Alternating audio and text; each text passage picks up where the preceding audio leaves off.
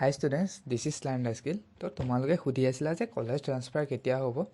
তো কিছুমানৰ ন'টিচ আহিছে, কিছুমানৰ ন'টিচ অহা নাই কিছুমান কলেজত। তো মই এখন ন'টিচ DTE পৰা পাইছোঁ। মোক এজন জুনিয়ৰে চেণ্ড কৰিছিলে, তেওঁকো মই থেংক ইউ দিছোঁ যে এইটো মোক শ্বেয়াৰ কৰাৰ কাৰণে। আৰু সেই ন'টিচখনত কি লিখা আছে মই তোমাক কৈ দিছোঁ। আৰু এই ন'টিচখন DTE ফালৰ পৰা প্ৰিন্সিপালসকলকহে গৈছে। তো প্ৰিন্সিপালসকলে নিজৰ নিজৰ ষ্টুডেণ্টৰ কাৰণে এখন এক্সট্ৰাকৈ ন'টিচ উলিয়াব, ঠিক আছে। তো মই অভাৰঅল কৈ দিছোঁ, তোমালোকে যাতে আইডিয়াটো পাই যোৱা, ঠিক আছে। কাৰণ মই প্ৰত্যেকখন কলেজৰ ন'টিচটো কালেক্ট কৰিব নোৱাৰোঁ, তো সেইকাৰণে মই অভাৰঅল বনাই দিছোঁ, ঠিক আছে।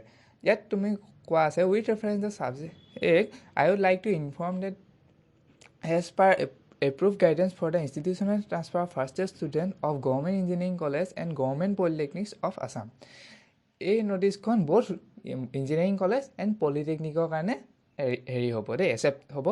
একেখন ন'টিচতে কৈছে you are requested to invite an application as per format from the experience and students and forward the evaluate application within 15 days from the second semester classes in their present college by observing the guidance of the institution transfer. ঠিক আছে, বুজি পালা এইটো কথা। ইয়াত কৈছে যে তোমাৰ এপ্লিকেশ্যনখিনি কালেক্ট কৰিবলৈ কৈছে, যাৰ কাৰণে তোমাক প্ৰিন্সিপালক ন'টিচ দিবলৈ কৈছে, ঠিক আছে। আৰু ছেকেণ্ড ছেমিষ্টাৰ ক্লাছ হোৱাৰ পিছতে দিবলৈ কৈছে, ঠিক আছে। তো তোমালোকৰ যিহেতু ষ্টাৰ্ট হৈ গৈছে আই গেছ, তো তোমালোকৰ দিব। In this connection, I would like to request you to notify the students who are willing to take transfer from one engineering college to another an amount of 100 rupees only as non-refundable transfer processing fee under mentioned bank account. মানে তোমাৰ এই যিটো transfer হ'ব, সেই ট্ৰান্সফাৰৰ কাৰণে তুমি 100 rupees এটা non ৰিফাণ্ডেবল 100 rupees এটা দিব লাগিব। এই 100 rupeesটো তুমি ক'ত দিব লাগিব মই পিছত কৈ আছোঁ। তো এই 100 rupees যিটো হ'ব সেইটো নন ৰিফাণ্ডেবল হ'ব। মিনছ তোমাৰ যদি কেনেবাকৈ ট্ৰান্সফাৰ নহয়ও তুমি এই 100 rupeesটো ঘূৰাই নোপোৱা, এই 100 rupeesটো তোমাৰ থাকিব, দিয়া থাকিব। বথ পলিটেকনিক আৰু ইঞ্জিনিয়াৰিঙৰ কাৰণে কৈ আছোঁ হা মই। And send the application evaluated by institute level transfer committee and signed by respective principal of the college or polytechnic to the office undersigned on or before 25th February. এই 25th February টো তোমাৰ college বা ইনষ্টিটিউশ্যনৰ কাৰণে, তো ষ্টুডেণ্টৰ কাৰণে এইটো কম হ'ব, মিনছ 20 February মান হ'ব। আজি তোমাৰ 11 তাৰিখ হৈছে, তো 20 তাৰিখৰ ভিতৰত তোমালোকে হেৰিটো দিব লাগিব, ঠিক আছে। এপ্লিকেশ্যনখিনি আই গেছ দিব লাগিব, সেইটো তোমালোকৰ ইনষ্টিটিউটে কৈ দিব। মেবি সেইটো কিছুমানৰ কাৰণে 15 February হ'ব পাৰে, ঠিক আছে। বাট ইয়াত যিহেতু 25 কৈছে, তো তোমালোকৰ 20 হ'ব আই গেছ, অ'কে। আৰু এতিয়া আহিছোঁ পইচাটো ক'ত দিব লাগিব।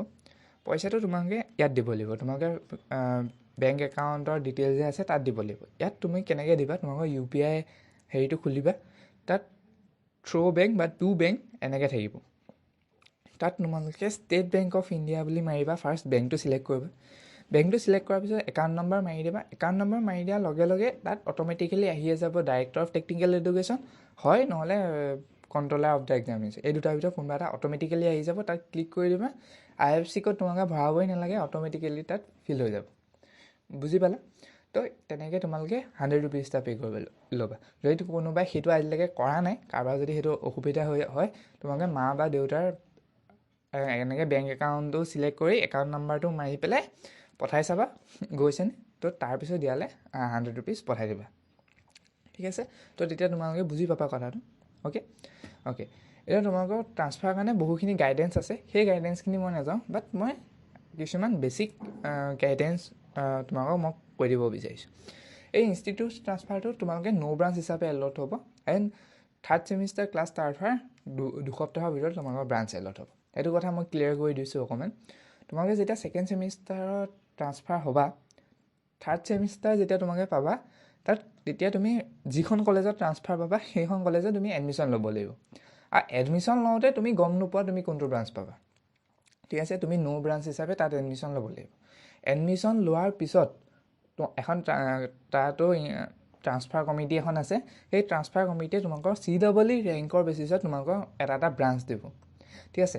তুমি তেতিয়াহে গম পাবা। ইয়াত কৈছে উইদিন 2 weeks বা থাৰ্ড ছেমিষ্টাৰ ক্লাছ হোৱাৰ এসপ্তাহৰ ভিতৰত তোমালোকে ব্ৰাঞ্চ পাই যোৱা একচুৱেলি, ঠিক আছে। এসপ্তাহৰ ভিতৰত তোমালোকে ব্ৰাঞ্চ পাই যাবা, বাট তোমালোকে এডমিশ্যন যেতিয়া ল'বা তেতিয়া তোমালোকে ব্ৰাঞ্চ হিচাপে পাবা, ঠিক আছে।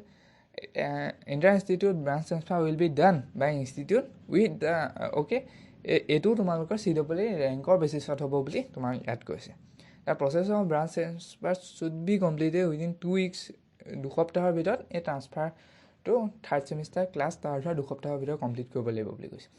এতিয়া কুৱেশ্যন আহিলে যে মই কিছুমানে বিচাৰিছে মই AEC যাওঁ, বাট মই ক'ৰবাত JEC বা BBECত মই তোমাৰ মেকানিকেলত আছোঁ, মেকানিকেলৰ পৰা মই AEC যাব বিচাৰিছোঁ, মোৰ ৰেংকো ভাল, ছাপ'জ মোৰ ৰেংক 800-900ৰ ভিতৰত আছে, অফক'ৰ্ছ AEC পাই যাবা। এতিয়া কুৱেশ্যন আহিলে তুমি যদি AECত গৈ পেলাই কি আছিলে ইণ্ডাষ্ট্ৰিয়েল প্ৰডাকশ্যন, ইনষ্ট্ৰুমেণ্টেশ্যন তেনেকুৱা যদি পাই যোৱা, মেকানিকেলত থাকি তুমি ইয়াত বেছি হেপী আছিলা কাৰণ তোমাৰ মেকানিকেল ড্ৰিম ব্ৰাঞ্চ, বাট তাত তুমি কমি যাব। তো সেইটো কিছুমান এটা হেৰি থাকে যে তুমি ছাপ'জ তুমি তাত ব্ৰাঞ্চটো ছেটিছফাইড নহয়, তাত কিছুমানৰ দুবাৰ ব্ৰাঞ্চ ট্ৰান্সফাৰ হয়, ঠিক আছে, এবাৰ তোমাৰ এলট হ'ল, তাৰপিছত আকৌ এবাৰ ট্ৰান্সফাৰ হয় কিছুমানৰ, এইটো কণ্ডিশ্যনেল, কেতিয়াবা হ'ব পাৰে কেতিয়াবা নহ'বও পাৰে।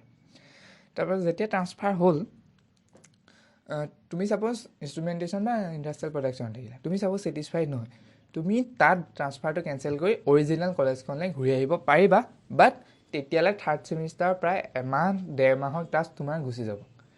এইটো এটা বহুত এটা লেণ্ডি প্ৰচেছ, সেই প্ৰচেছটো মই নাজানো, সেইটো তোমালোকৰ কলেজে ক'ব বা এজন জনা মানুহে ক'ব, খালি আহে বুলি মই জানো যে তুমি তাত ছেটিছফাইড নহয় তোমাৰ ব্ৰাঞ্চটোত, তুমি কেঞ্চেল কৰি পেলাই আহিব পাৰিবা, বাট তোমাৰ 1-1.5 মাহৰ ক্লাছ থাৰ্ড ছেমিষ্টাৰ গুচি যাব, যিটোৱে তোমাক থাৰ্ড ছেমিষ্টাৰ ইম্পেক্ট কৰিব অফক'ৰ্ছ, ঠিক আছে। এইটো মই ক্লিয়াৰ কৰি দিছোঁ, বহুতে ক্লিয়াৰ নাথাকে, আৰু বহুতে ভাবে যে মই ইমানটো স্ক'ৰত হেৰি নাপাম, ভাল ব্ৰাঞ্চ নাপাম। মই ব্ৰাঞ্চ ৱাইজ তোমালোকক কিমান ব্ৰাঞ্চৰ ভিতৰত কোনে কি কলেজত কি ব্ৰাঞ্চ পোৱাৰ চান্স আছে তাৰ ওপৰত মই এটা ভিডিঅ' বনাই থৈছোঁ, সেই ভিডিঅ'টো মই হয় ডেছক্ৰিপশ্যন নহ'লে কমেণ্ট বক্সত মই দি দিম, ঠিক আছে। তো তোমালোকে তাৰপৰা চাব পাৰিবা, এটলিষ্ট এটা ধুনীয়া আইডিয়া পাই যাবা যে তোমালোকে কিমান মাৰ্কছত কোনে কি কলেজত কি ব্ৰাঞ্চ পাইছে, আৰু সেইটো ছেইম থাকিব, বাট 100-200 অকণমান আপ ডাউন হ'ব পাৰে, ঠিক আছে। কাৰণ আমাৰ CEE কাউন্সিলিঙত অকণমান দেখিছিলোঁ যে এইবাৰ ৰেংকটো যোৱাবাৰতকৈ অকণমান কমিছে, মানে বাঢ়িছে। তোমাৰ আগতে যদি 2900ত পাইছিলে, এইবাৰ 2700ত পাইছে, তো 100-200 অকণমান ইফাল সিফাল হ'ব পাৰে। এই ব্ৰাঞ্চৰ হেৰিটো বুজি পালা, বহুতে সেইটো বুজি পোৱা নাছিলে, মই সেইটো কৈ দিলোঁ। আৰু যদি বেক হ'ব পাৰিবানে, সেইটো পাৰিবা, বাট 1.5 মাহৰ ক্লাছ তুমি হেৰি কৰিব লাগিব, ছেক্ৰিফাইচ কৰিব লাগিব, ঠিক আছে।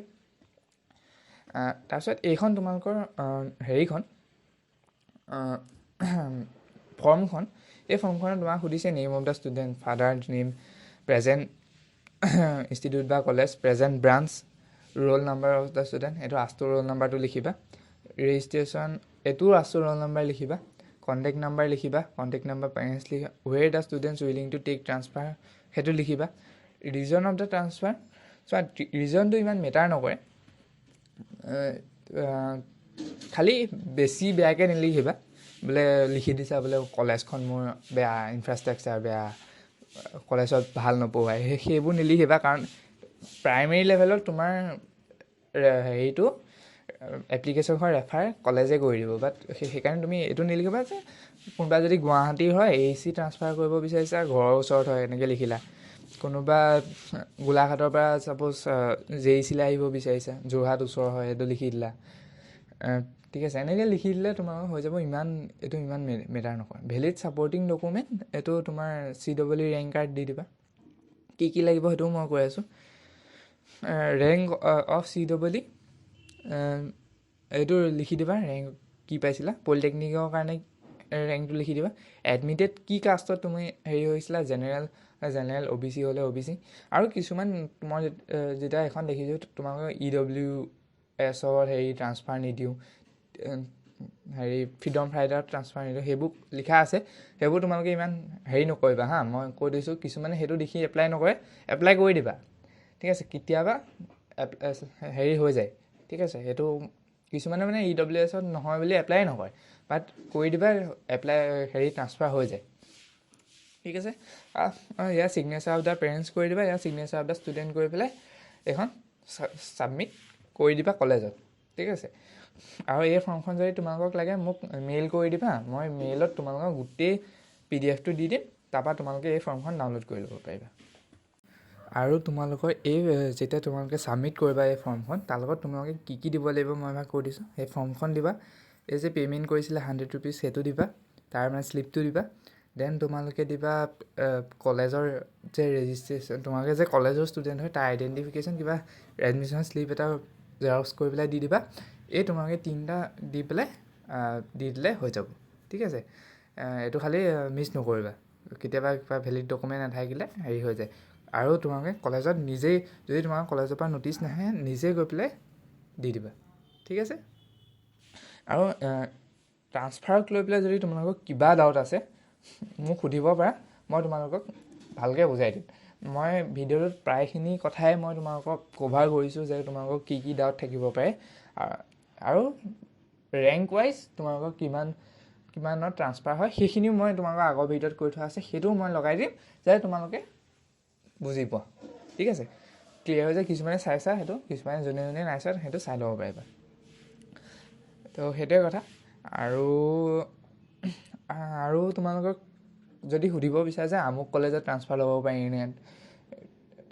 পাৰিম নে এনেকৈ যদি মোক সুধিব বিচাৰে তোমালোকে সুধিব পাৰা, ঠিক আছে। সেইটো কোনো আপত্তি নাই।